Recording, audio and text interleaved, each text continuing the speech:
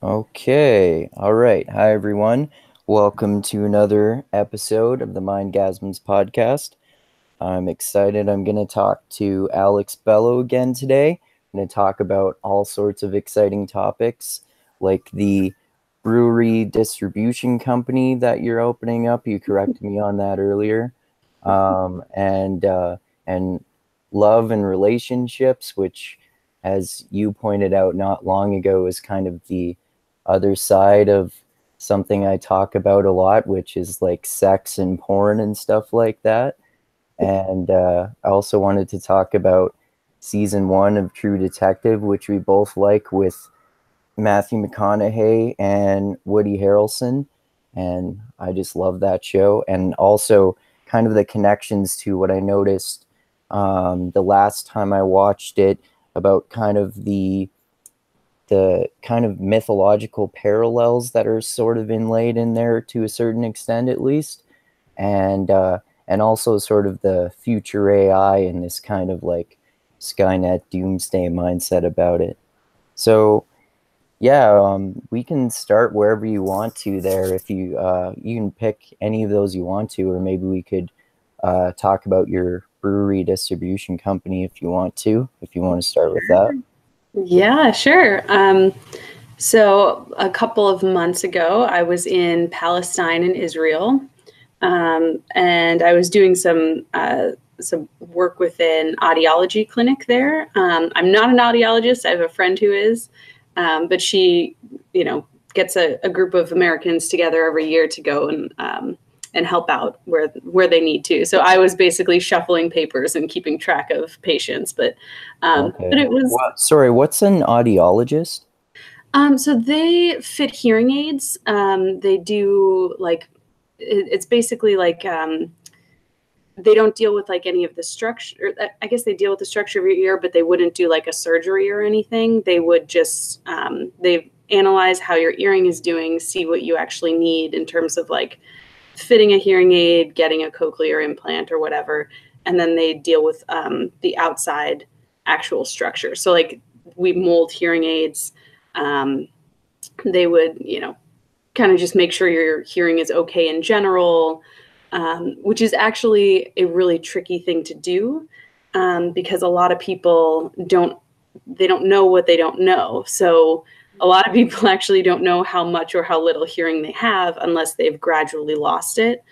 Oh, So it's okay. kind of an interesting medical practice, I guess. And then on top of that, she mostly sees children. So children, that kind of adds another layer to it because many of them, if you're born deaf, you don't really communicate in the way that a regular person or a hearing person would be able to understand. So it's kind of an interesting challenge.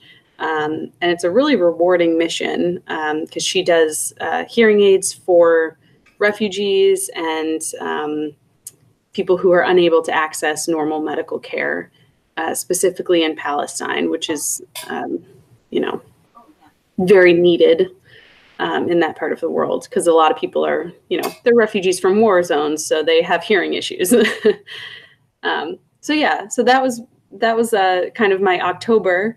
And while we were there, we were hanging out in bars in some of their cities, and we kept seeing this beer called Taiba, and it's actually a German style beer. They make a couple of different styles, and we all kept saying to each other, "Where can we get this in America?" And it wasn't in America. There's some in Boston, but I live in Washington D.C. So I started talking to the brewery, and my sister and I are actually now distributing beer in the DC area. Oh, okay. So yeah, it's very exciting. So they do the importing, which is a whole legal step that I didn't really want to take. And the brewery is actually a family-owned brewery, so they have, they're Palestinian. They know the laws. They know how to get beer out of Palestine and into America. So they're doing all of that. But once it gets here, we take it and we sell it to different restaurants and beer stores and places like that. So Oh, okay.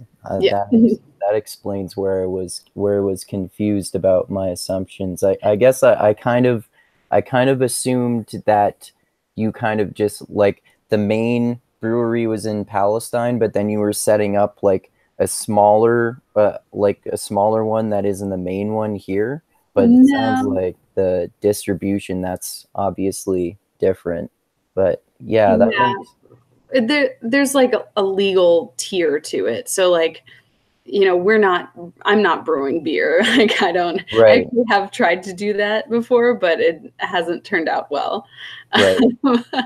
And you need a lot of startup capital for that. So we're just buying it from them and selling it here. Okay. And DC, the US is kind of weird in terms of alcohol regulations. They're state by state. So DC is actually really great because you get licensed, and basically all you do is you fill out, a stack of paperwork, which is pretty simple. And then you pay for your license and you can sell it, and all you have to do is pay the sales tax. In other states, there's a lot of really like regressive, horrible laws that make it really difficult to sell alcohol. So we're in a place that's really easy to do that. And consequently, we have a pretty thriving restaurant scene, or a Oh, beer okay. scene, I guess. So that's Oh, pretty well, exciting. that's great. Good for you. That's so Yeah. awesome. Hopefully it works out. Yeah. But So what are sort of these sort of like draconian policies in other states? so I don't know a ton about it, but I know in Pennsylvania there's limits on how much you can sell. So if you're a specific type of distributor, you can only sell, say, like 2 6-packs at a time to one customer. In Maryland, it's actually county by county. And the county that's closest to me that I would, like to branch out into, the county is the distributor. So if you bring beer into that county, they take possession of it and it sits in their warehouse for like 3 or 4 days, and you have to pay them to get the beer out of there, and then you can go sell it after that. Oh, okay. So it's kind of, I mean, I'm sure it's mostly for money, or it's derived from old religious rules. I Oh, don't know the like history. puritanical customs around alcohol? I have a feeling that's exactly where it comes from, but I don't know. But we're lucky that DC doesn't have that. So Okay. yeah. So you're just doing it in DC right now, but you're working on expanding into other areas, it sounds like. Ideally, we're trying to, I mean, starting any kind of business is sort of hard to make a lot of money at first. So if we make enough money, I think we would like to expand into other parts of the country. Um, my audiologist friend, I call her my aunt. She's basically my aunt. Okay. She's actually in Ohio, so we would like to go back to get some in Ohio. And then also a percentage of our sales is going towards supporting her audiology work in refugee clinics. Oh, So, awesome. yeah, so it's kind of like a nice way to like help her out, because I don't actually have the medical background to help her, so Oh, yeah. the Yeah. money is always good. Yeah, um, definitely. but Oh, yeah, but that's it's good awesome. beer. It's really good, and it's a German style, but they use like spices and things from the region, so that makes it a little bit more interesting. Um, but yeah, What yeah. sort of spices? Things like za'atar. That's sort of the main like Arabic spice that you'll probably see everywhere. Oh, I've never heard of that. It's it's basically like, I think the tree is actually a kind of thyme tree, like Oh, okay. THYME. Um, and then I think they like, I don't know if they roast it or what they do to it, but I think they also mix it with like a kind of a sesame seed, but I'm not sure. Oh, okay. Um, it's like really unique to that part of the world. Oh, okay. And it's kind of like nutty and like warm, which goes really well with beer, I think. So Oh, okay.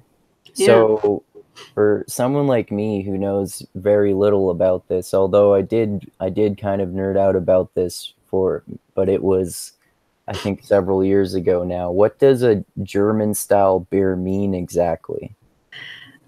So German style beer is usually a Pilsner.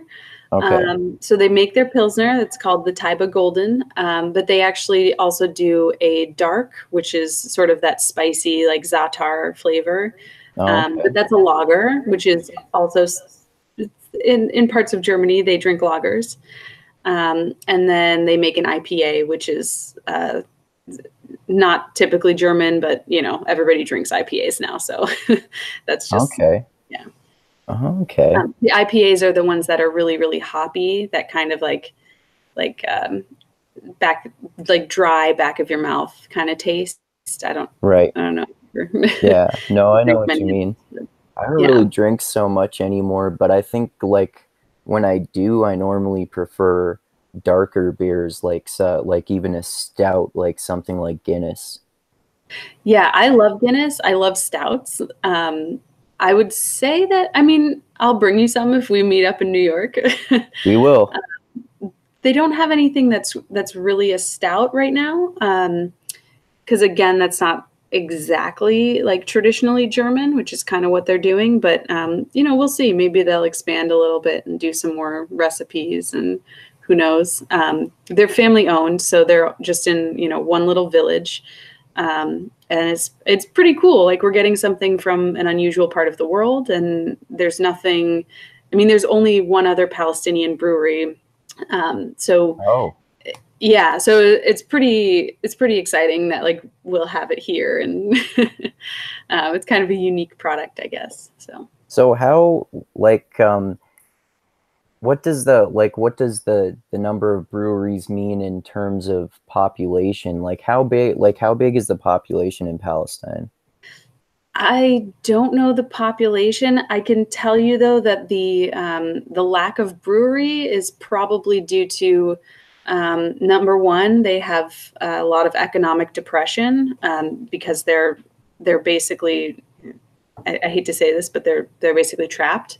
They can't, most of the time they get stuck in one city, and then Israel built a wall around them, and they can't leave. Oh, okay, um, so the whole like Israel-Palestine thing that's been going on for a long time. yes, yeah. So I would say that's the number one factor. But then also, Palestine is technically Muslim. Okay. Most Palestinians are Muslim. This particular brewery is Christian. Um, but Oh, that's interesting. Yeah, so it's kind of an interesting mix of people working on it. But they are all over, they sell all over Israel and Palestine. So Hmm. despite the fact that it's a Muslim country, I noticed that pretty much every other restaurant was serving alcohol. Okay. But So if you people like alcohol wherever you go. They do. I mean, but see, they also smoke a lot of, we call it hookah here. They call it argila, which is tobacco. Oh, okay. So that I would say that's like the main sort of like relaxation drug over there. Oh, is that like a cultural thing there? Yeah, it's Yeah. everywhere. You could get Okay. it at pretty much any restaurant. Have you smoked a hookah before? Yeah, yeah, Yeah. yeah. I never have, but I heard like from people I know who have that it's like smoking anything else regular, but according to the person I talked to anyway, it's like kind of harsh. What's Oh, your really? perception of it? See, I have a hard time smoking cigarettes because they're too harsh. I think hookah is way easier. Like it's Okay. smoother. And they usually mix it with like fruits or like mint or something like that. Oh, Um, okay. so it's like just the tobacco leaves plus like, whatever you want to add to it.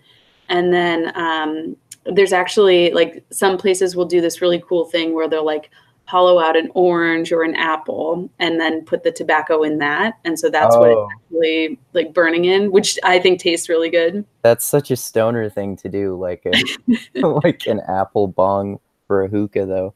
Yeah, no, I think you would like it. I bet I would. Yeah. I mean, it's not as you don't get like high the way you do with like weed or something, but it's pretty I think it's relaxing. Oh, okay. Yeah. Yeah, that's pretty cool. Hmm. Yeah. Yeah, so kind of a different culture. Yeah, But, you know, they're not unlike us, I guess. So, yeah, of course. Well, yeah, my hippie line that I often say is, "We're all one species, man." we are. Yeah, Yeah, no, people don't realize we definitely are. yeah. People forget that a lot, I think. hmm Did you know that like the liberals are one species and the conservatives are another species? I've heard that. I Yeah. actually, everybody has like, their sort of racist cousin, right? And so I was kind of like giving him a hard time the last time we were hanging out. And at one point, he said something about like whatever, and I was like, "Well, who would you rather live next to, a black person or a liberal snowflake?" And he laughed because of course, like he hates liberals more than anyone, like, and he kind of like recognized that, like, all right, you got me there. So Oh, that's funny. Oh, yeah. there was this there's this guy I used to work with when I was painting, and it was so funny because he was racist against black men, but he had a thing for black women, which was Ah, it was so funny. there you go. So Yeah, maybe he just felt inadequate in terms of competition. yeah, maybe. That's what my friend and I would talk about. Like maybe that's why he doesn't like black guys because they prevent him from the black women. Right. Yeah, I mean, I don't know, Yeah, but yeah, so yeah. it All was an right. eye-opening experience. Yeah, I bet. Well, Mhm. that's so cool. Like that you're doing that. So, and I hope you have more success with it. It sounds like it's going Thank well. you. Yeah. Yeah. All right. So, yeah, what else do you want to talk about next? It's up to you, man. It's your show. Okay. Well, let's just take them in the order that I happen to list them on the Cool. title then. So, want to talk about relationships and love and stuff like that? Sure. Yeah. I Where do think you want? before the show we were talking about how men and women really are not as different as we think we act like they are. Uh, Yeah. Yeah, that's true. It's the like yeah, like we were saying before we started, I was watching that I was watching a podcast with Brett Weinstein the other day and he was talking about how just in terms of the genes and especially prenatal genes, they switch back and forth between masculine and feminine form all the time. And you were saying that the that extra chromosome that men have is only a small part of it too. And we were talking about how maybe like it's interesting to think about how much gender roles are due to biology because that's always a piece of it, and how much they're socially constructed and how much they might change from place to place and change across time. And it's so interesting that we forget how similar we really are so often because like I know I've felt I've felt this as a man for my whole life because that's my experience, especially when I was younger, like especially even in high school and around that time. It's really easy to notice the differences and stuff until like I got a little older and I got more comfortable with talking around women and not like all like an insecure teenager. Like if I were like 15 or something and talking to you right now, I'd be like all uncomfortable and averting my eyes and stuff like that. Yeah, I mean, I think a lot of that. I mean, you have to remember, like in high school, you're like drowning in hormones.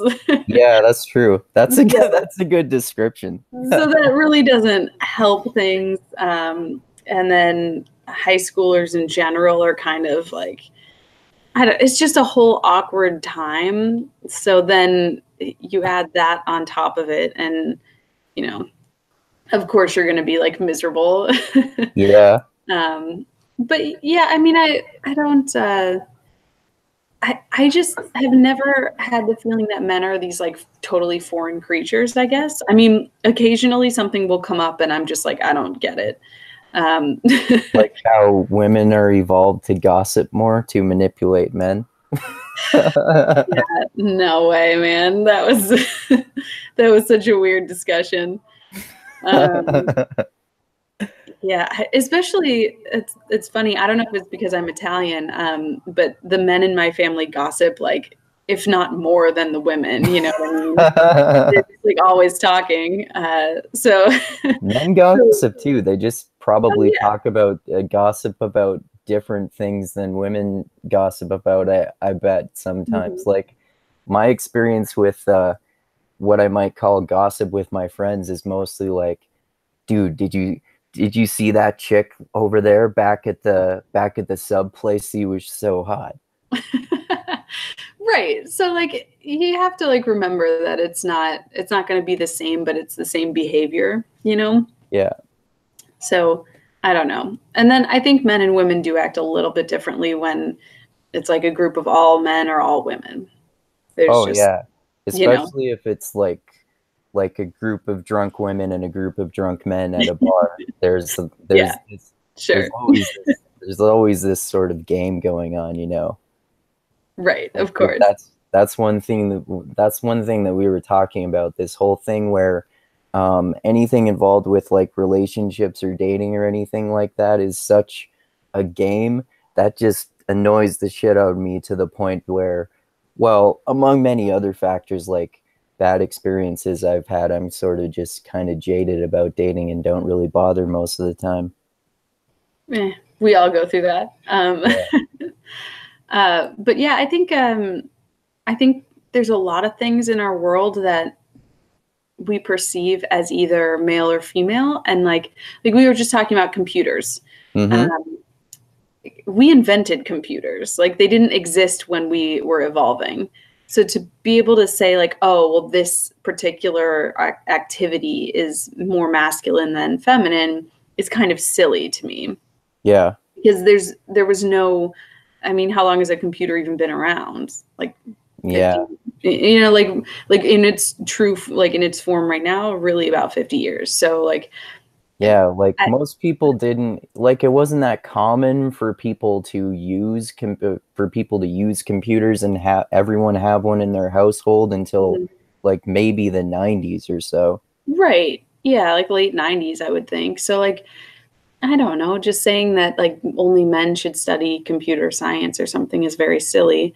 And then of course there were a lot of women involved in the science in the beginning of the study. So it's it's just a very like it's kind of like ignoring the whole history of everything else and just sort of looking at this one thing, you know. Yeah. But yeah, I mean they're different, but not hugely. We're like we said, we're literally the same species. We cannot be that different, otherwise it would not work. Yeah. Yeah, So like in terms of coding, what you just said reminded me of video games too. Like I mhm. think it still seems like it's thought of as kind of a guy thing to be a gamer, but I'm pretty sure I heard like relatively recently that the ratio of men to women who are gamers is kind of like 50-50. I believe that entirely because all of my female friends play like Zelda and like I don't even know. I'm actually not a gamer, so I don't know. But they all start talking about these games that they play. I just don't think they're on the message boards, like talking to people across the country about what they're playing. I think they're just Mm. talking to themselves and hanging out and playing video games. Oh, that's interesting. Yeah, Yeah. maybe based on what you're saying, maybe men are more likely to kind of develop a sense of community around it, Yeah. especially like the type of men I'm thinking about who are my friends who are gamers. They tend to kind of fit the stereotype in that sense, like still have social lives but really be socially involved with other gamers and stuff like that. Yeah, I think that's totally a thing because it seems like every couple of months some gamer like problem happens online and they're all, you know, there's this big discussion about the group in general or like who's in the group and is it okay to include these certain people. But most of my friends who actually play video games they don't even know that that's happening. So Oh, okay. yeah, I mean, I don't know. My Yeah. gaming ended at like RuneScape. So Oh. I'm very much behind, but Oh, yeah, yeah. I don't know. I know lots of people who play video games and they're not all men, so Yeah. Yeah, I think I guess I probably know slightly more men than women, but I probably know about the same ratio of men and women who are gamers, yeah. which is interesting. Um,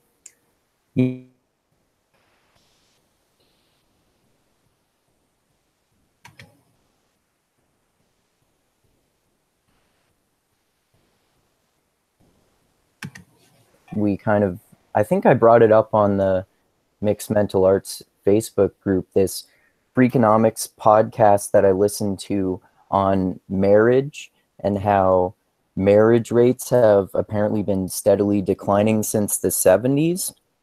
Mhm. And I think that's really interesting. And I was speculating about this, but I don't remember whether someone confirmed this for me or not. I wonder whether that's also because less people are getting married.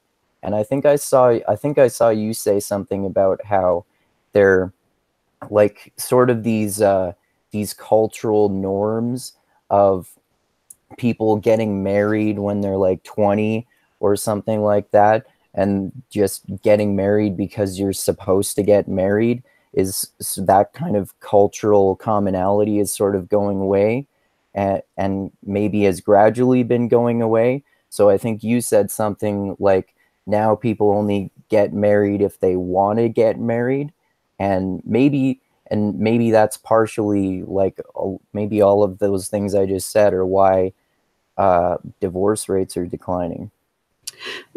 I mean, that's my guess. At least certainly among millennials, I don't think you really have to get married. Um, I mean, if you think about like the main like reasons that a person would get married, like early in the 1900s, maybe, um, like men, like you're not having a lot of premarital sex. So like the best Yeah. way to get access to sex is to get married. And then as a woman, like you're either dependent on your parents or you're dependent on your husband for the most part. So, do you want to live with your parents forever? I don't. So like I would have gotten married. But those sorts of pressures don't really exist anymore. You can have your own job as a woman and you can go on, Tinder and Bumble and whatever as like a guy. So Yeah. like I just don't think people get married for what are in my view kind of like silly superfluous reasons. I think people get married when like they want to share their life together and they really intend to be married for the rest of their life. What an idea. I know exactly. Yeah, That's and then I that's the reason I like that's the only reason I could think of to get married, like if I actually love someone and want to stay with them for my whole life. right. I mean, to me, that seems like the most reasonable thing. And of course, like the divorce rates are going to go down when you have a pool of people who are getting married because that's what they want, And rather maybe than and it seems like it's happening at older ages, yeah. I was kind of alluding to there too. Yeah, I think people get married a lot older now. I think there's fewer people who are like 21 and 22 getting married, but Yeah. I don't know. But I do Yeah. know that if you're under 25, the divorce rate is about 75%. So if you shift Oh, the that average makes sense. age of your first marriage to older than 25, the divorce rate is going to fall. Well, until you're around age 25, your prefrontal cortex isn't formed, so you're not making good decisions. So that Right? It kind of makes sense. I wasn't making good decisions that when I was that young. I don't think I started making, well, I made some good decisions, of course, but I didn't start regularly making good decisions until I was maybe 23 or so. I agree. Yeah. And you change so much when you're young, between age 20 and 30, I think you change a lot. Whereas like 30 to 40, you probably don't change so much. Yeah. So I think I've heard Joe Rogan say before, you're not really a man until you're 30. The closer I get to 30, since I'm almost 30 now, the more I kind of agree with that. yeah, it's kind of I would have to agree with that too. I think women grow up a little bit faster. Yeah. Just a couple of years in general, but maybe not always. Maybe they just have furniture faster. When would you say you started to consider yourself a woman? I definitely didn't feel like I was like truly like an adult or like would describe myself as a woman until probably around 25. Oh, okay. Otherwise, I felt, pretty young. Oh, okay. Yeah, that's fair. That's like at least a few years before me, I would say. I don't Yeah. know. Yeah. I mean, but that also coincided with me like, moving on my own, like truly being independent, stuff like that. Oh, okay. Um, Yeah, you mentioned what something you were saying that made me think about like going on Tinder and stuff like that. That's interesting too, because there's still pretty common cultural gender roles associated with that, I would say. Like it's mhm. so it's so obvious if you do anything like that or know anything about anyone who does anything like that, that uh I don't know if you knew this, but not it's not just men who like sex, women like sex too. But That it's is like true. Yeah. but it's like there's still sort of this cultural mindset that guys are like supposed to like have sex with lots of different women and stuff, and it's like socially encouraged and stuff, and like women do that too, but it seems like it's less common for them to brag about it, or more common for like them to be called a slut or something like that. And like when I was younger and I was like that, I would just literally call myself a slut because it was the same sort of mindset to me. Yeah, I don't really remember anybody that I grew up with really being like slut shamed. I mean, there's probably some of that, but it was sort of in the context of like, she's pretty and all the boys like her, so we're gonna call her a slut because we're jealous. It wasn't really like it wasn't based on her actions. Right. And then as I got into like college and out of college, I mean, I think Tinder showed up my freshman year of college or my senior year of college. So I didn't use Oh, it when was that? until I don't know, like kind of a long time ago. I don't want to say. Well, I uh, think you're younger than me. I'm 28, so Oh, I'm 29, so I think it came out when I was like 22, 23. I don't really know. I didn't even know it'd been around that long.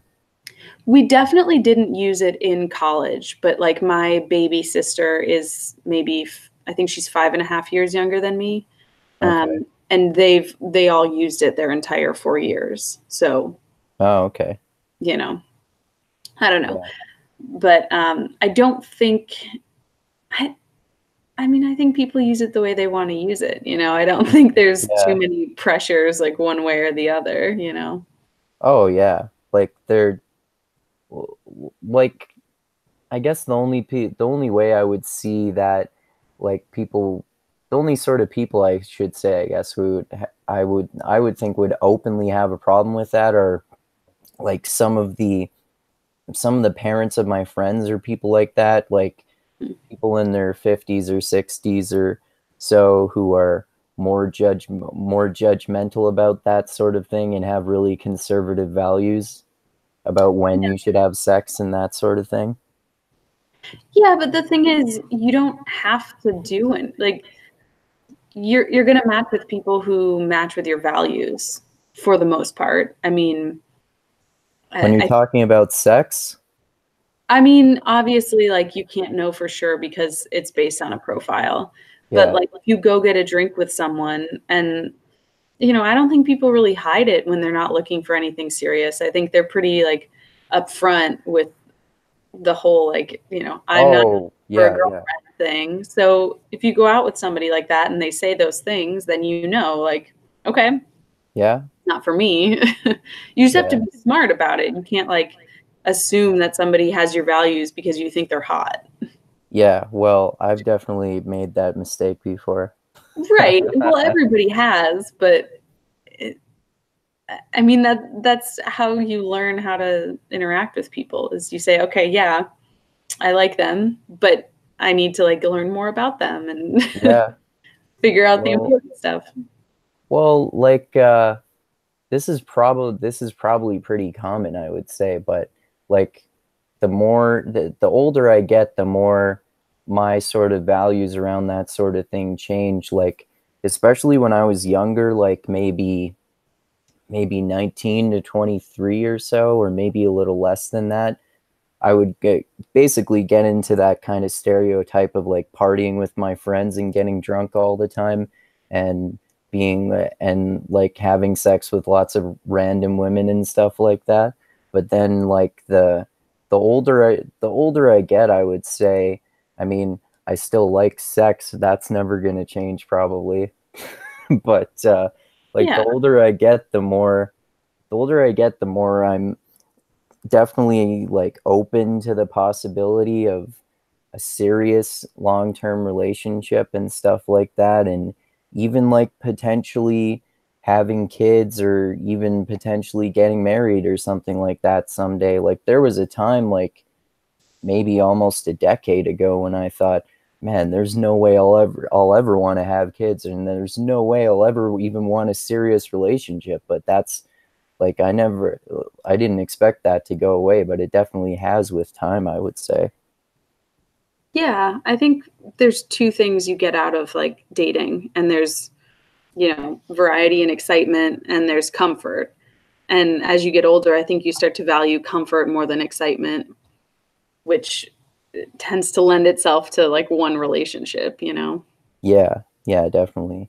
There's definitely like less of what I used to be like, where if I'm on Plenty of Fish or something, I'll look and I'll see someone and I'll be like, oh wow, she's hot, and then I'll actually like read the description and I'll think like, wow, that sounds like a boring person. Right. Yeah, no, I'm definitely getting more selective with who I'm willing to spend my time with, for sure. But I mean, online is kind of weird because you have to remember that everybody is probably really bad at describing themselves. Take So, pictures like this. yeah, exactly. Like, you have to maybe like read between the lines, I guess, a little. I don't know. I mean, it's random anyway. But Yeah, if you're going to go to a bar and meet somebody, it's just as random. You're going to say, that yeah, person's hot, I'll go talk to them. That's it. yeah. Yeah, well, I mean, at a bar, similar to dating apps, it's mostly visual, and Mhm. it's more likely to be for sex than like actually dating or anything like that. Right. Yeah, You I know. don't I don't think it's anything different than what we were used to. I know everybody loves to like wring their hands about the children and, what's going to happen. I think we've just created another version of a bar. Yeah, it's a virtual bar. Yeah, exactly. And everybody still really cares about location, so I really don't see anything different here, you know. Yeah, yeah, for sure. I mean, well, I mean, I guess one of the only different things is you could find people in a different location, and there might be a slight chance that you would get into a long distance relationship with someone you might have never met True. like before the internet in general, really. That's true. But I actually know people who've done that and are like very happy in getting married. So Oh wow. Well, good it, for them. yeah, I I'm not mean, saying that in a disparaging way. I'm just saying it's a difference. exactly. Yeah, no, you're right. But I don't think it's fundamentally too much different than something that we're used to interacting in. Yeah, yeah, it's the What I'm same. trying to say, I guess. It's the same sort of social interactions, really. Hmm. It's kind of all like like I talked about earlier, it's kind of all just superficial, really, like saying things saying things for a desired effect, really, like not really opening up and getting to know the person. Kind of like when you're maybe on when you go on a first date with someone that you don't know or something like that too, I guess.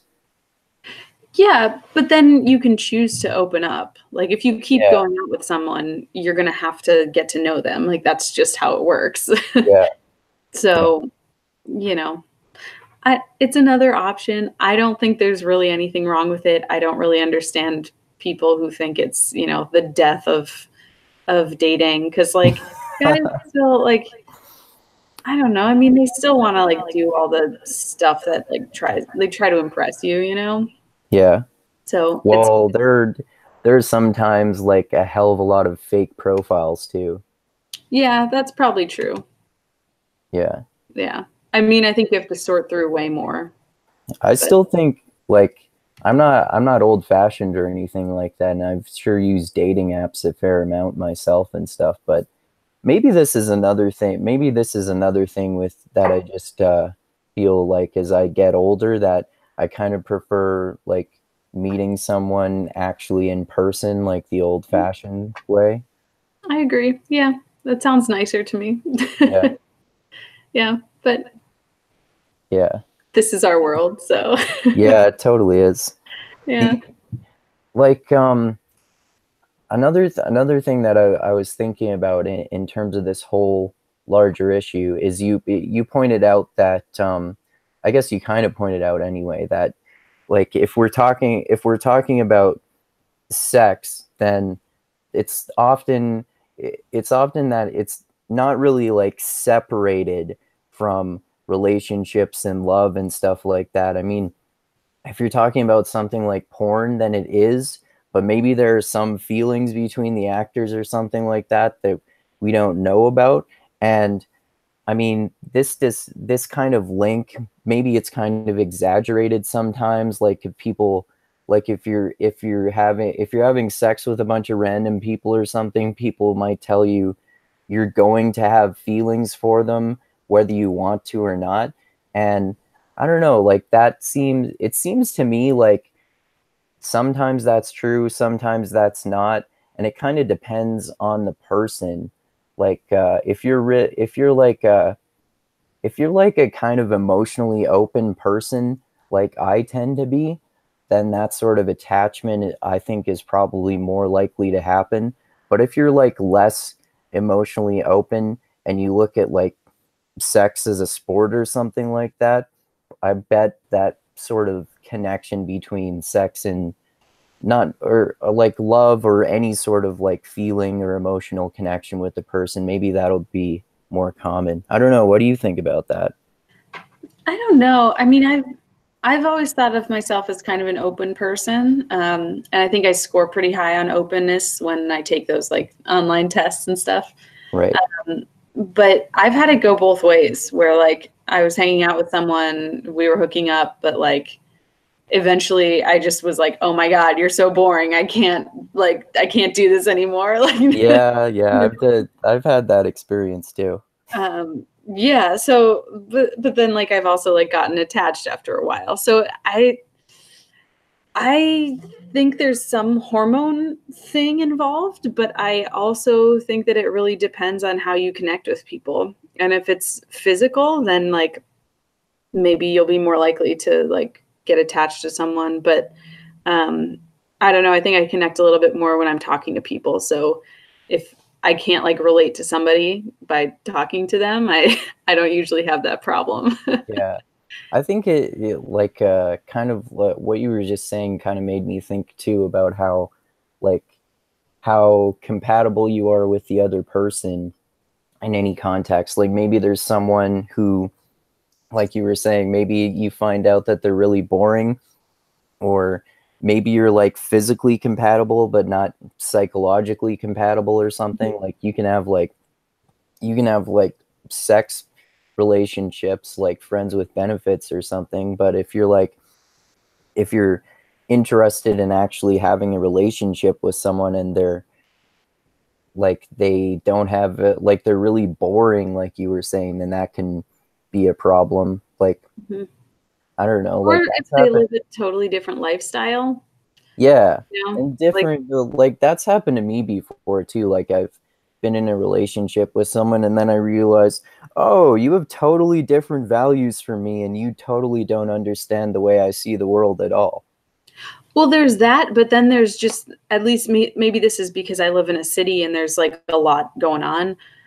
But there's a lot of people who are like workaholics. And Oh yeah. so they might say they want to see you, but it's actually really difficult to get together, or it's really difficult to like do all the things that would make a relationship work. Oh yeah, I've had that experience too. Yeah. Yeah, or they're like the opposite of a workaholic and you're like, you should probably get a job. You know, there's all kinds of people. So you just need to fit somebody, you know, you need a good fit is what you Yeah. need, I think. And I don't know, like and in terms of relationships, that makes total sense. But I don't know, like I've told you that I'm sort of jaded about dating and stuff because I don't like the way that dating usually ends up with me. It's not like terrible or something like that, but it usually ends up seeming like it was just a waste of time.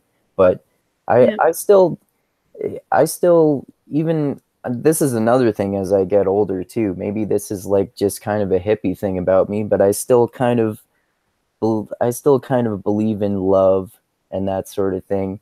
Like not just like I love my family and my friends and stuff, but like I said, the older I get, the more open I am to eventually like falling in love or something like that. And maybe there is like someone who is the so-called right person for you, but then when I get pessimistic about this, sometimes I think like there are 7 billion people on the planet. What are the chances that you're going to meet the supposed right person for you and that they're going to be the right person for you forever, and that like you'll actually meet the right person for you and you'll live in the same place and the circumstances will be suitable for you to have a relationship? So the way I think about that is like, I don't know if you've ever heard of like the birthday problem or like the lottery problem, I which is, think I've heard of that, but I don't remember what exactly it is. so the birthday problem is, it's actually called the birthday paradox. And it's not really a paradox, but mathematically, if you have 50 people in a room, the chances that two of them have the same birthday is 99%. Oh yeah, I've heard that. Yeah. So it seems like it's ridiculously high. But when you think about it, like, yes, the chance of one person having your birthday is only 1 in 365, right? But the chances of someone having someone's birth, the two people being born on the same day is actually a lot higher than that. And so the more people you put in the room, that probability grows exponentially. So it's kind of like the lottery. Like the chances of you particularly winning the lottery are very small, but the chance that somebody wins the lottery is very high because someone has to win. Um, so when you think about what that means, like in life, I guess if you're looking for a match, right? Like you just need to live life the way you're going to live it, and then somebody will probably be in your orbit because the things you do probably involve other people, and those people have friends and siblings and cousins that you're going to interact with. So if you just keep interacting with like people that fit into your life, you're going to meet somebody who like you're attracted to and also fits into your life, you Yeah. know? So it's, Yeah. you just have to like turn it, it's not it's not like finding like your soulmate in a, like a needle in a haystack. It's just surrounding yourself with all the people who could potentially know somebody that fit your day-to-day world. Yeah.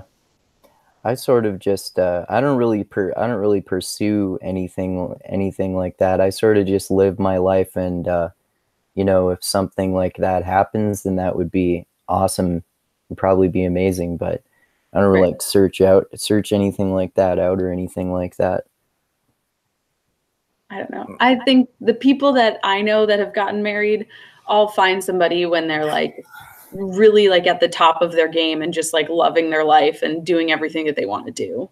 Yeah. So Well, like in that sense, for me, like I'm not I'm not like all lonely all the time because I don't have a relationship or anything like that. Like yeah, I don't have any problem with being single. I'm not like, oh, I'm so sad and anything like that all the time. yeah. I mean, it's like I don't know. Like it's all kind of random and it's the way life goes, but yeah, I mean as Yeah. long as you're happy, right? I mean that's the goal. Yeah. So, Yeah, for sure. yeah. So I think that yeah, I want to save talking about True Detective for last actually because that's like more exciting to me. So you want to talk about AI because I remember we were talking on that I think like I said it was the last mixed mental arts chat that you were on about AI and sort of this sort of doomsday or Skynet scenario that seems to be common, and also like the opposite sort of ideological perspective, like the singularity, like instead of oh bro, AI is going to destroy us all, it's bro, AI is going to save us all and turn us into gods. So remember you were talking before about like with your experience in coding and stuff like that, that this sort of doomsday scenario seems like extremely exaggerated to say the least. So what are your thoughts on all that? Um, I mean, I look, I'm not like some genius like AI programmer, so Yeah, I know. I can't, you know, I can't tell you exactly what's going to happen. But um, based on how computer programs work, when you start actually putting them together, you kind of realize like there are a million steps in between, you know, where we are right now and some entity thinking that it's going to decide to wipe out the human race because like we're a danger to ourselves or whatever the, you know, there's a million different like, you know, reasons that it might do that, but um, it just seems like so far fetched and so and when you look at the doomsday scenarios that people have predicted in the past, yeah, sometimes they've happened, I guess, but for the most part, it's always been somewhere in between. You know, there's it's going to save us and it's going to destroy us. Hmm. So that's my feeling here is that it's going to be somewhere in between. It's probably going to like deeply affect how we live and the economy and you know how people think. But I don't think it's going to create this entity that's going to decide like I need to take out all the humans. Yeah. Because in order to think like us, you also need to kind of carry a lot of the baggage that we have, which includes cognitive dissonances and feelings and all these other like things, you know. Yeah, what makes us human is hard to mimic. It is very hard to mimic. I recently watched Ex Machina. I don't know if you've seen Oh, I that. love that movie. Yeah, and so basically the computer. Well, I don't want to like spoil. I It's don't know. okay. We can Yeah, say spoilers alert. spoiler alert. um, so basically the robot fools him into thinking that you know likes him like Yeah. romantically, and he of course falls in love with her because it's what's her face, Alicia Vikander or whatever, because of course we wouldn't make an ugly robot, she has to be hot. Yeah. Well, of course, it was made by a dude who Right, probably likes attractive women. exactly. um, so when you think about even that, like, you know, if you're creating, you know, a robot that can think like a human, are you going to make her really hot and attractive? Like, I don't know. If the potential is that she's going to turn on you, then no, I wouldn't want to make her attractive. Like, I would think somebody on his team would say, you know, hey, maybe she should be like kind of ugly. Or just have like a robot face, you know what I mean? Oh yeah. Unfortunately, that's not what everybody's deciding to do with this technology. Um, so I, I don't know. I mean, can a computer lie to us? Probably. We'll probably believe it. Hmm. But I don't think it's going to be able to do all of those really subtle things that really make us a human, you know? Yeah. At least like, yeah, it seems like there are so many like so many obstacles that are almost impossible to overcome to be able to achieve something like that. Mhm. And I mean, if this something like the singularity happens, that would be amazing. But I don't know, like it makes sense that, like you were saying, it would be maybe something in between that. What do you think about this idea that a lot of people have talked about, where it's going to be something more like you were saying, technology is going to affect our lives in a major way. What do you think about how it might just become more and more integrated into ourselves and our lives, and there's going to be like almost like we'll become cyborgs or something like that? We'll have our cell phones implanted into our heads with a neural chip, and then there'll be more and more of this integration with our biology and technology and stuff like that. You know, that's a good question. I think we're definitely going to have a lot of extra things kind of attached to us. Um, so right now, like you complimented my glasses, Hmm. that's a huge change that has affected a lot of people, is that we can make lightweight, you know, lenses that work really, really well. Like I can drive in these, I can do whatever.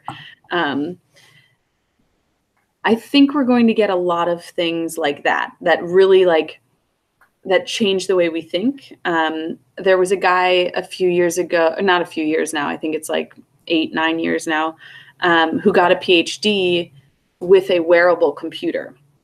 So he Oh, had glasses that had like his screen in them. They weren't Google Glass, but they were something that he made himself. Um, he would like take notes while he was talking to you. He had like a keyboard on his hand that only had like 5 buttons or something, and so oh. he like had a special way of typing. And Is it like the old style of phone texting? Like you press this 5 times yeah, yes or I something like that? I think it was like kind of his own made up thing, but yeah, it was something like that. Okay. And while he was talking to you, things would come down on his like glasses. So he would say like, "Oh, you know, Andrew just got his haircut. I should compliment him. Andrew did this. Andrew did that. I should ask him how it goes. I should ask him about his mom." Um, so like he was actually using it 24/7, and I think he said that he had like Asperger's or something like that. So to him it was actually enabling him to interact with humans in a more authentic way than it would have Oh, okay. So been that's why otherwise. you had to like take notes about social interactions. Exactly, yeah. Right. But he was also using it to do his PhD, so there was some controversy over whether to award him the PhD or not. um, Oh, okay. but he did get it, so it worked out. But I think we're going to have stuff like that where, it, I mean, if you think about it, like instead of keeping a paper calendar at your house that you can only reference when you're at home, now you have this thing in your pocket that beeps whenever you have to do something. Yeah. So I think we're going to have a lot of those like sort of incremental changes, like a lot of those things where we say, oh my gosh, I can't believe I ever had to type before. And now I just think letters and it goes onto my Facebook. Yeah. Yeah. I can see how that would happen. Yeah. Yeah, I mean, if you're lazy, like I don't want to type most of the time. Yeah. There've Yeah. definitely been times where it's late at night and I'm baked and eating supper and watching a movie, and I have a thought that I want to post on social media, and I Yeah. just go, do I really want to go in Facebook and go here and log in and do all this stuff? I'm too lazy. Fuck it. Exactly. Yeah. So I think things that that improve or that enable us to be a little bit more lazy. Yeah. I think that's going to happen for sure. That Is it? makes me think, oh, sorry, I interrupted you. And no, it's okay. I just don't think we're going to have like full on human looking robots in our house all the time Right. because I think that creeps us out by and large. Yeah. I think there's some people who are like super into it, but I think most people are really freaked out by that. Could be like a substitute for human interaction for some people. It could, yeah. Um, but I don't think that people, I don't know. I mean, I've talked to a bunch of people about this, and there's only so much that we trust a computer to do. Like, I think Right. if we wanted to talk to, say, like a person at the airport and ask them about our flight or change our flight or whatever, I think we would trust that. I don't think we would sit with a robot around the dinner table and say like, "Oh my god, like my husband's doing this thing. I don't know how to handle it. What do I do about my kids? They're misbehaving in school. Like, what do I get my grandma for her birthday?" Like, we're never going to trust a machine to answer those questions. What about So like socially awkward people who have poor social skills and don't want to pay for a therapist or something if they already have a robot? they might do that. I mean, we already have a text version of therapy. Do we? Yeah, there's apps. I get all sorts of like app ads and stuff for I think it's called like talk something. Um and you can basically pay by the hour and just text somebody. Oh, really? Yeah, and Oh, they're wow. usually licensed therapists. Oh, So how wow. would I know if that's a human or a robot, you know? Yeah. Well, you don't, obviously. I don't know. Yeah. Um, so yeah, I think some things definitely, but I don't think it's going to be catastrophic for the human race. Right.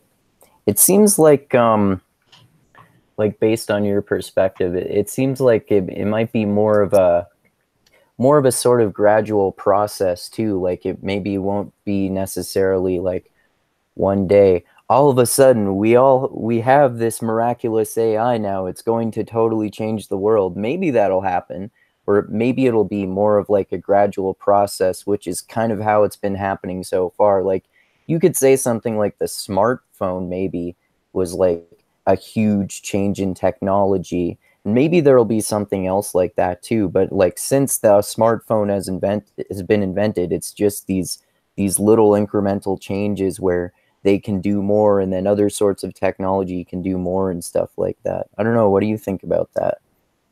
I agree with you entirely. And even if you think about it, we say the smartphone changed everything right away, but the first smartphone that came out was basically a phone with a calculator and like very expensive access to random web pages and, whatever. It held your music, I guess. So those were like the main components. It wasn't really life-changing. It wasn't life-changing until like 3 or 4 iterations after that. Yeah.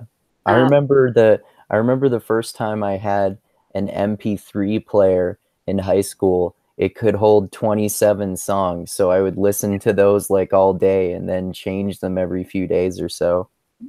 yeah, I had a friend who brought in, I think he had the very original version of the iPod, and he brought it into school in like 8th grade, and everyone was like, why would you want that? It only holds like 2 albums. So it's very like nothing really happens overnight. I mean, very very rarely does something happen overnight. Usually it takes 10 years and then we think there's an overnight success somewhere. Oh, um, okay. I mean, look at the internet, right? I mean, everybody had internet in 2000, but you would have thought it had just happened like that, and really, it took 10-15 years to lay all the groundwork for that. Mm-hmm. I remember when I was a kid growing up, we got We didn't get dial-up until like, or I mean, we still had dial-up rather. We didn't have Wi-Fi until like I think after the year 2000 or something like that.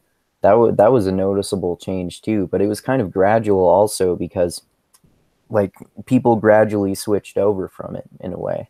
Exactly. Yeah.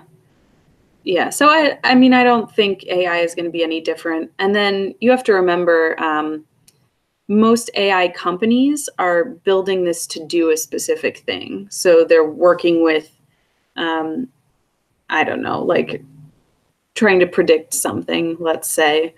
So they're making this specific AI to do their specific thing. So typically, like I think it's going to be a little bit more difficult to then say, oh well that AI that predicts like who's going to win, this baseball game, we're just going to like let that thing be in charge of everything else because you Or wouldn't do that. yeah, or like, hey, this AI who beat the top world's Go champion and the top world's chess champion, we're gonna put him in charge of um, economic policies. Exactly. Yeah.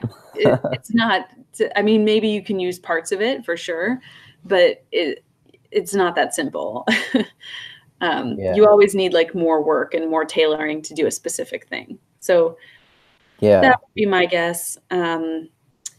Even like the reactions to things like Google and Amazon, um, I don't think people are into one corporation controlling their whole life. Mm-hmm. So I'm not too worried about everybody giving one computer program the control to do whatever it wants. I think we'll keep it in check pretty well. Yeah, yeah. Maybe I know even those robots freak everyone out, but I think a lot of the robot thing is just that they look really powerful and scary. It's not that they are powerful and scary. yeah, yeah. It's like maybe you could get your robot to wash your dishes or do your laundry or do your taxes maybe even, but maybe it couldn't like talk to you in a meaningful way about the meaning of life or something like that. Or even simpler, like, should I buy this shirt? Yeah, like yeah. like basic decisions that we make every day. So, Yeah, those are yeah, there are a lot of those that are really subjective. mhm. Yeah, Yeah. and I don't think it can do that. I don't think we're going to get to that point in at least not a very long time. So, Yeah. Yeah, no, that totally makes sense. that's Yeah. my analysis. I don't know. I'm sure there's people screaming like, we need to stop this right now, but I do think by and large the scientists who are working on it respect it enough to understand that like they don't want to do anything that's undoable, I guess. Oh, okay. So, Yeah, that makes sense. because they're people too. So, I mean, like in a it could be good in a way too, because like if we can have AIs, I think I was talking to Ladan Jiracek about this the last time I was talking to him on here. He was talking about how if we can get something like AI to control things like government and even like economics and even things like setting up a basic universal basic income rather for people or something like that, then there would be like maybe there will be this problem if AI sort of becomes like this patriarchal state or something like that, where they have all the main concerns of humans figured out, where you don't necessarily have to work if you want to, or maybe you could work minimally if you want to get like special custom things built, like a custom table or something. You could, I think he was saying you could use your credits to get someone to make that for you, but otherwise you would just like you could print off a table in a 3D printer for free or something like that, and you you would have to figure out productive ways to spend your time, which would mean it would be really difficult to handle for some people, because there are a lot of people, maybe even the majority of people, who are attached to this kind of like 9 to 5 job sort of mindset. But I mean, there are obviously people like me, and I think you too, and maybe like a lot of people in mixed mental arts in general, who are just interested in learning about a lot of things and having hobbies and, you know, achieving goals and something like that. And if you want to just sit around and play video games, then it wouldn't necessarily be as much of a problem if you do that. And I don't think like that sort of that sort of lack of incentive would necessarily lead to the destruction of civilization or anything like that. Yeah, that's a good question. I I'm generally for a small UBI program. I at least would like to see it tested to see if it works. I think the programs that have been tested so far really do seem to be a good thing, especially because at least in America, I don't. Our welfare state is kind of weird. Like we don't give people money, we give them services, and I don't think that's the most efficient use of taxpayer dollars. Like I think if you just give people money, they're going to spend it on what they need instead of, you know, basically just looking for a service that they think that they need or that they think is going to fix their problems. But in any case, I don't know what we would do if we lost like a monetary incentive. There was definitely a time when we didn't have that. But people want a reward for their work, I think. Yeah, So there would have to be some way to reward people who do good work and who are contributing. Uh, yeah. This and is and also some people want to kick in the pants. So you have to make a way for those people to decide like, okay, yeah, I need to do something because this isn't working. yeah. Well, I wonder, this is why I've wondered before if there were a universal basic income, like a big enough one that people could make a living and pay their rent and all their bills with that or something, if there would be like, especially if you actually do still get paid to work and stuff like that, if there would end up still being this sort of social hierarchy with where the more ambitious people get paid more. Yeah, I would think that that would exist for a while. I don't know what you guys were talking about or what your structure was that you had kind of like set up as a hypothetical. Um, I th- I think people would by and large find stuff to do, you know. Like when I'm off of work for a long time, I find stuff to do. Yeah. um, Or like a good example I'm thinking of too is my friend my friend um because she was gonna continue her training to be an EMT, but she kind of put that on hold because she had a kid with her boyfriend, and now she's about to have her second kid. So she had to just get a job that helps her earn money. She wasn't able to, you know, take the time and money to go back to school because she has to help provide for her family. So maybe in that scenario, if she had a universal basic income, she could actually still be working towards becoming an EMT and doing something she actually wants to do instead of having to have a job that she doesn't necessarily want. Agreed. Yeah. I think that's a really good example because there's a lot of people who make the quote unquote practical choice and never get to do something that they want to do.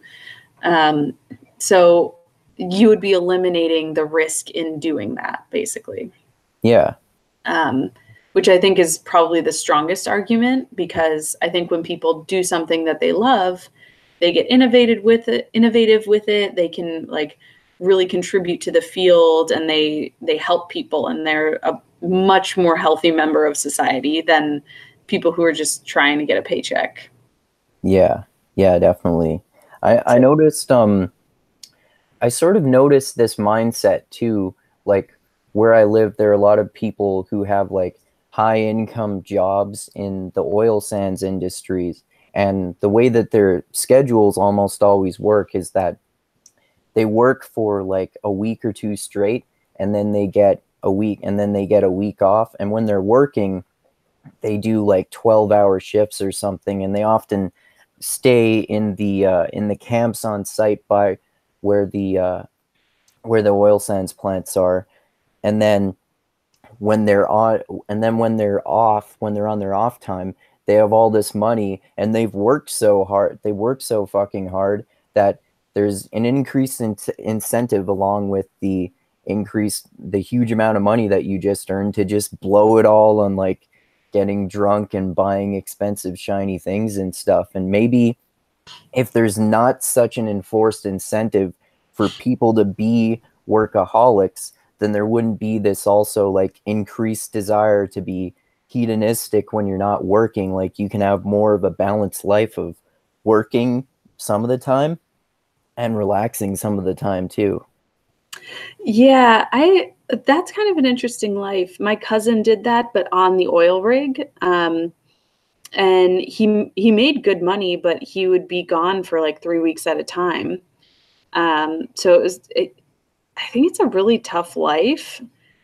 I I wouldn't want to do it, but I see the incentive, and I think that's an extreme version of, people who really party on the weekends. Yeah.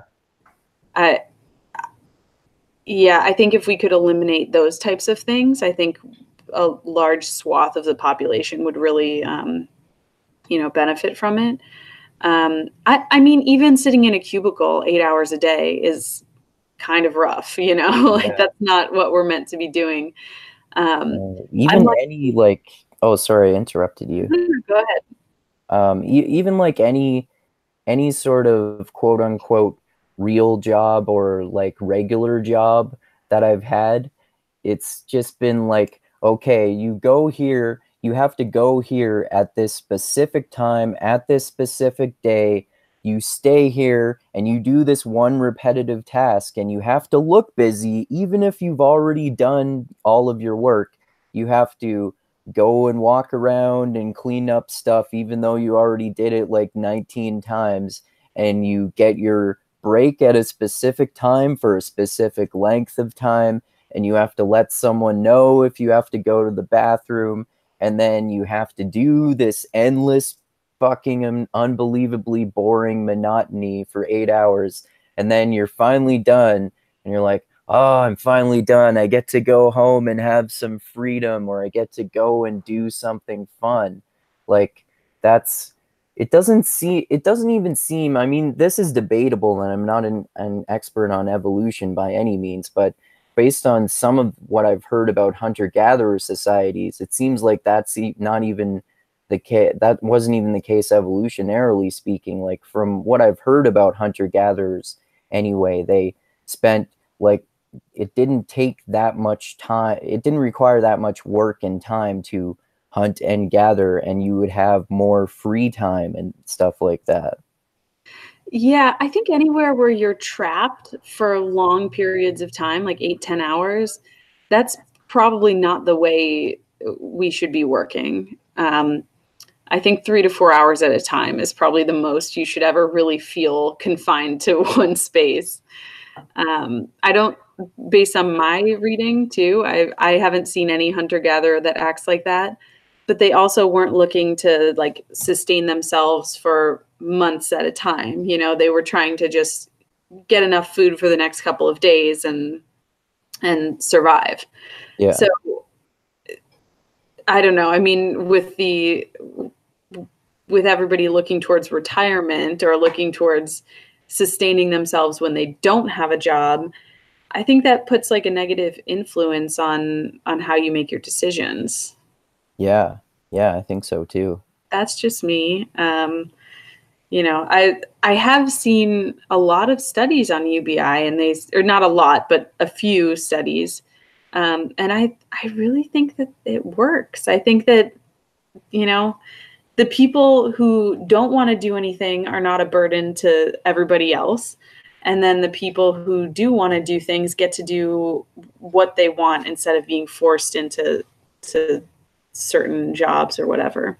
Yeah. I mean, depending on the amount, if I had something like that, I could keep mostly doing what I'm doing and focusing on my creative work and learning and stuff like that, but I would probably make more money than I am now because I don't make very much, and I wouldn't have to do tutoring and stuff like that for Mhm. money, and I could like actually do things that I want to do, like travel, like maybe travel more and stuff like that. It might be easier to save up money, and it might be easier to even like potentially invest a little bit of money into improving the quality of my creative work and stuff like that. So it would Mhm. be pretty beneficial for me and a lot of people in a lot of different ways, I think. I mean, I'm not trying to make it sound like I'm totally gung ho pro universal basic income because I don't know anywhere near enough about economics or anything like that, but it seems like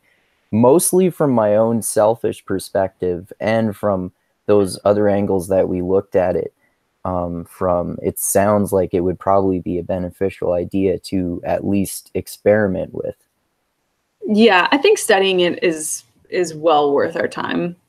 As I mean, I say this at work. I'm pro experimentation with basically anything. Like, let's Me try it too. once, see how it goes. If it doesn't work out, then it doesn't work out. But Yeah, um, experimentation is what scientists do. it is, yeah. um, but yeah, you bring up. Oh, I'm sorry, I just lost my train of thought. Oh, you bring up traveling.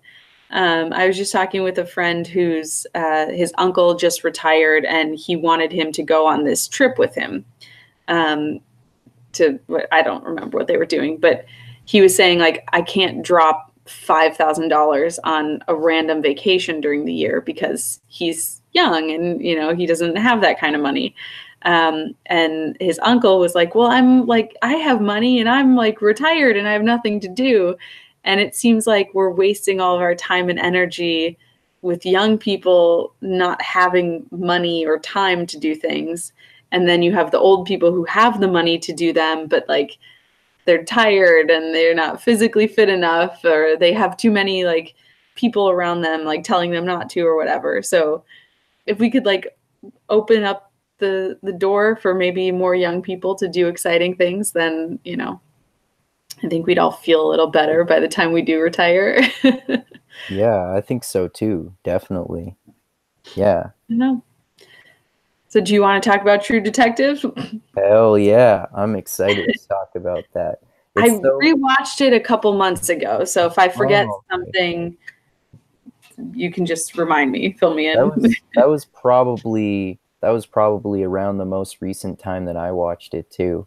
Oh, I Okay. love I love that show so much because my favorite character is Rust because he's so smart and philosophical, and I Mhm. love his like philosophical diatribes and rants that he goes on.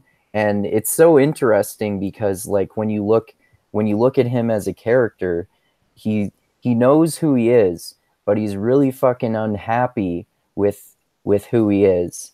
And it's like Woody, and that's Matthew McConaughey's character, and Woody Mhm. Harrelson's character Hart. It's interesting that Matthew McConaughey's character is Rust, who's like really nihilistic, and Woody Harrelson's character is Hart because he's all about like he's almost the opposite in a way. Like he doesn't really know who he is and he can't accept who he is, and so it leads to problems. And it also leads to problems because he he follows his heart in a way, or I guess you should, it's a more accurate way of saying that is that he follows his impulses and his desires. Like he drinks a lot and he's kind of like the stereotypical man in some ways. Like he denies his feelings and he won't talk with his wife about stuff, and he cheats on his wife with younger girls because it's just so hard to resist and all that sort of stuff.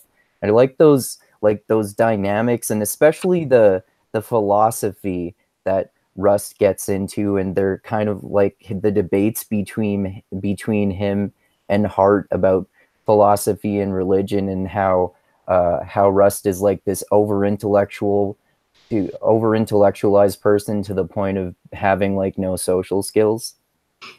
Yeah. I really like him too. I think it was like a cool character.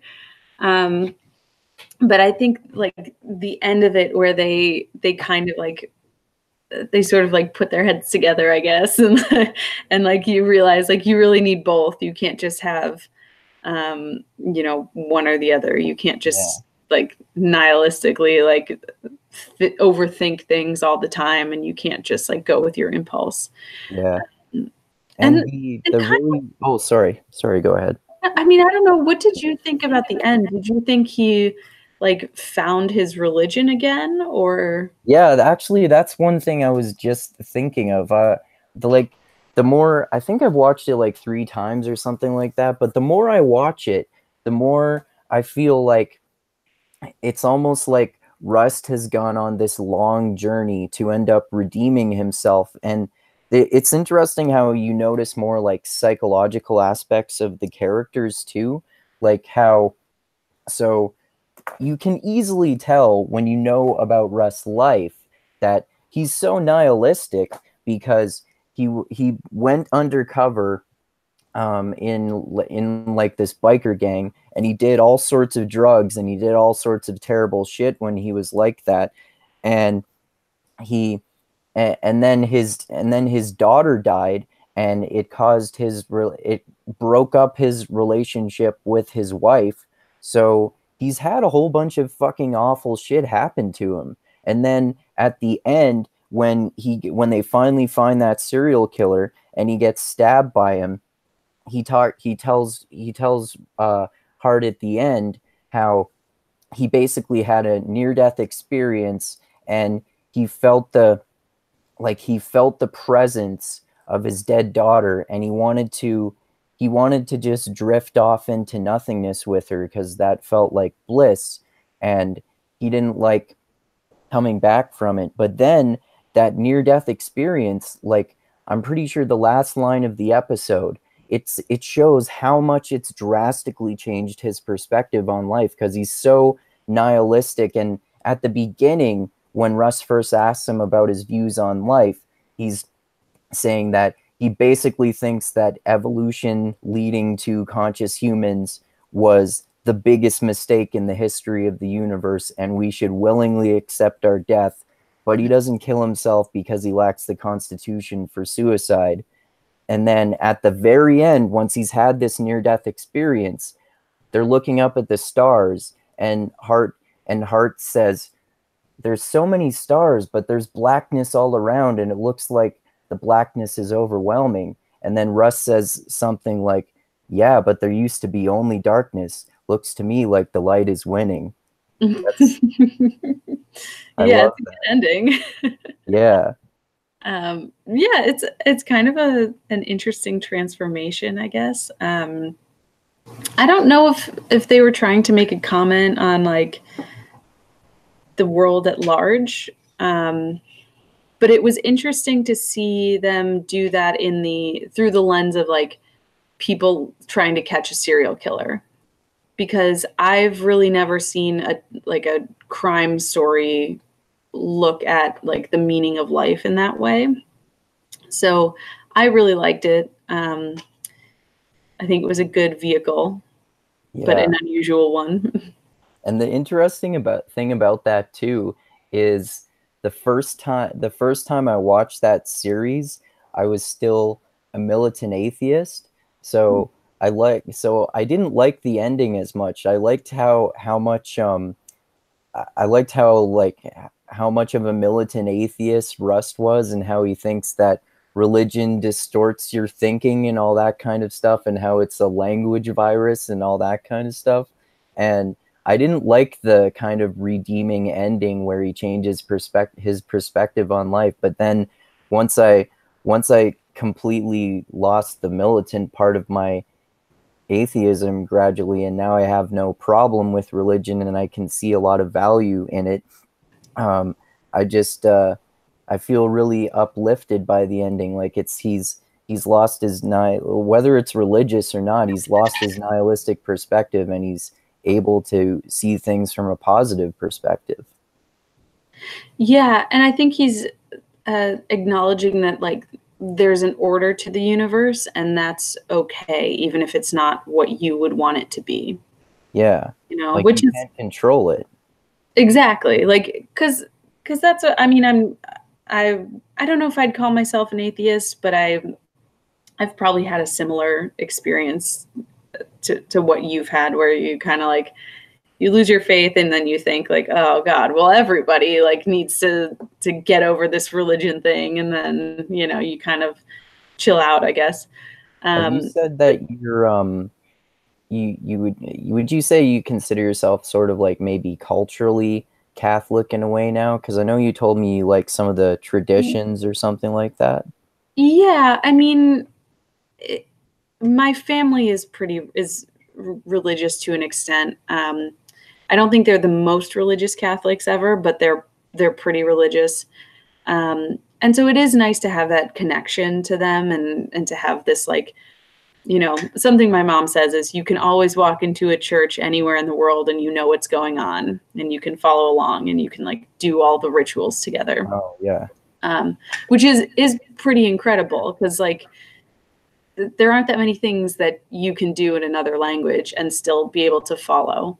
Yeah, that's true. So that aspect I really like. I I don't know that I would say there's no, I think there's an order to the universe and we're not in control. And something is, I don't know, you know, what you want to call that. So would you say you're a deist? I don't know if I would go with that either because I don't know what a god really is. Um, Okay. but I just know that I'm not in control, and and that's okay. So that's what I try to work on every day. Oh, Uh, okay.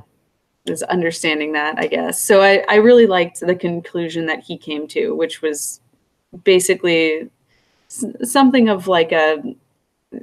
I think he realized that you can have like enthusiasm for life even if bad things happen to you. Yeah. Um, and I think we all kind of need that because nobody's life is perfect.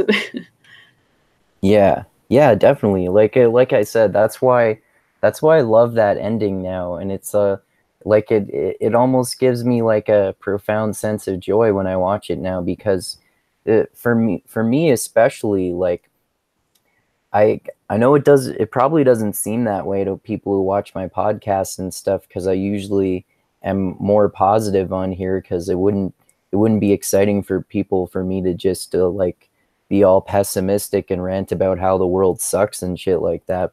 But I kind of inherently have this really strong negativity bias and I have a lot of problems with depression and looking at thing and assuming that negative things are going to happen. So really like uplifting things like that is really it helps give me hope for life and that sort of stuff.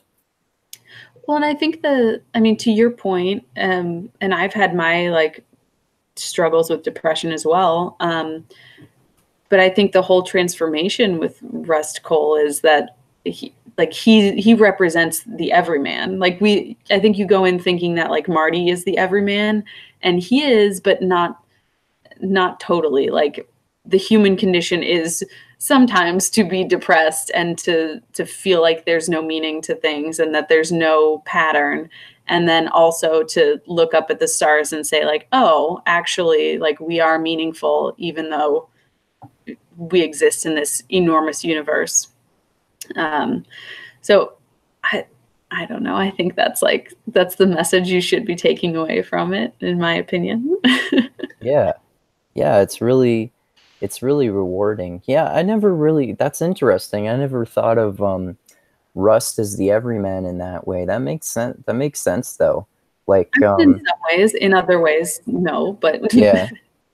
I mean, the like the way that Rust is not the everyman in that he's like he's like inherently kind of socially isolated and he's had well I guess it's pretty common that he has a problem with alcohol but and he's not like he's really not he's not like a member of the other cops if we're talking about like the relationship with cops and the relationship with family. Like he'll just, especially at the start, he has this chronic insomnia, and he takes quaaludes not so he can sleep, but so he can dream.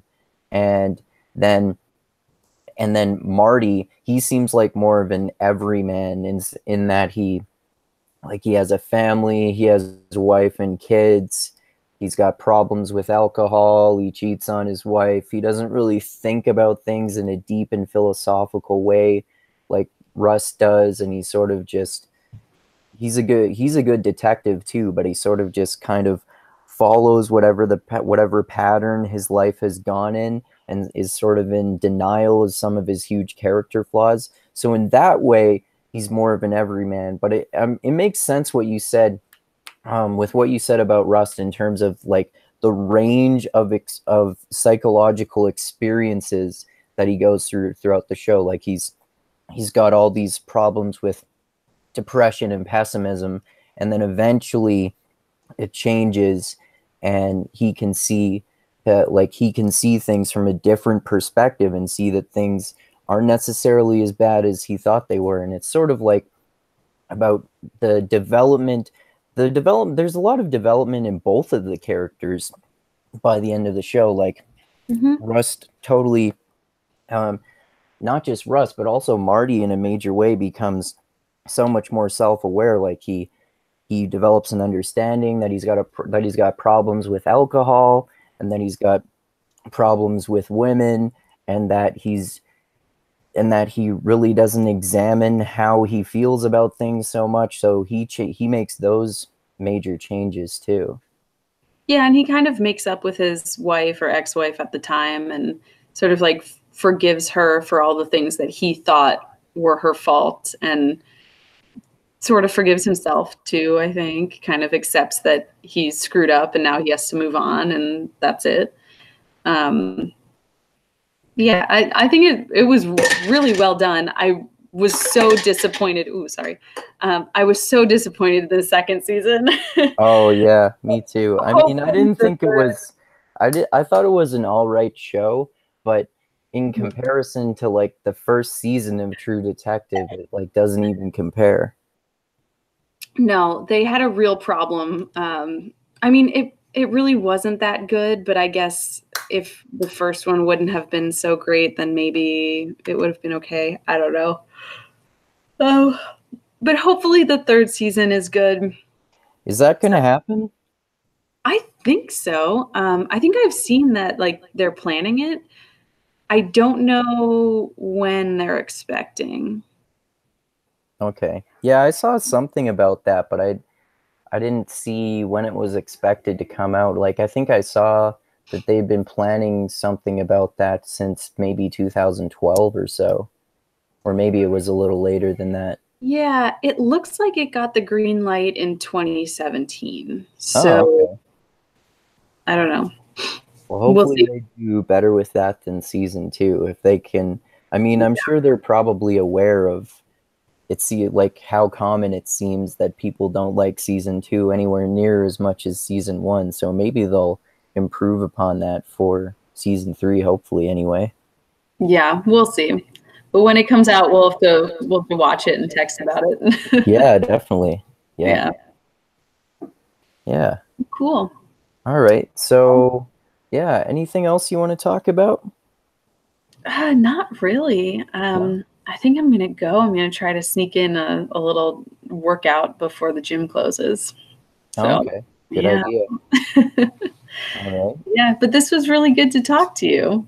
Yeah, I always love talking with you. Maybe we should do this more often. I know it's been a long time. Yeah, definitely. Whenever you have time, I'm down. This is fun. Awesome. All Cool. right. Well, yeah, thanks so much for talking with me. And I'll just say all the stuff I like to say at the end of my videos, and then you can give any plugs or anything like that. So, yeah, thanks everyone so much for watching. Hope you found it as interesting as and I think Alex did too. And thanks so much to everyone who subscribes to my channel, and to those of you who like the video and share it, and if you comment. And especially if you contribute to me on Patreon, I'll put the link for my page in the description of this, like I always do. Really fucking appreciate that, and it helps me a lot. And like I always say, I love you all. Keep being the tiny beam of light that shines through the almost impenetrable darkness in the universe. Be like Rust at the end of True Detective Season 1. And most importantly, always remember this: the funk cures all.